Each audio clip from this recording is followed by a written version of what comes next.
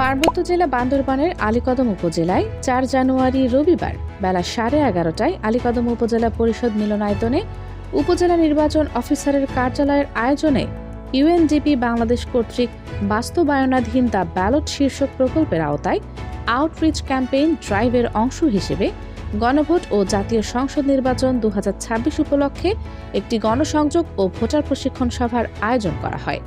উক্ত প্রশিক্ষণ সভায় প্রধান অতিথি হিসেবে উপস্থিত ছিলেন জনাব মোহাম্মদ নাহিদ শাহরিয়ার, আলীকদম উপজেলা নির্বাচন কর্মকর্তা।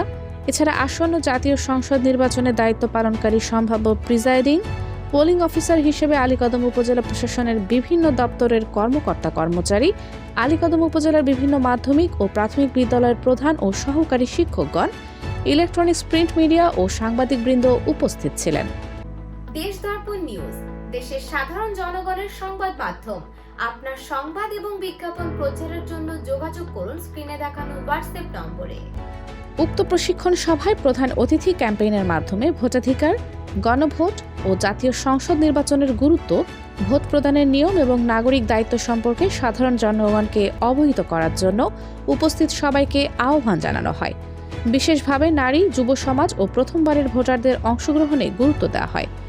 ইউএনডিপি বাংলাদেশের প্রতিনিধিরা জানান, অবাধ, সুষ্ঠু ও অংশগ্রহণমূলক নির্বাচন নিশ্চিত করতে জনগণের সচেতনতা বৃদ্ধি অপরিহার্য।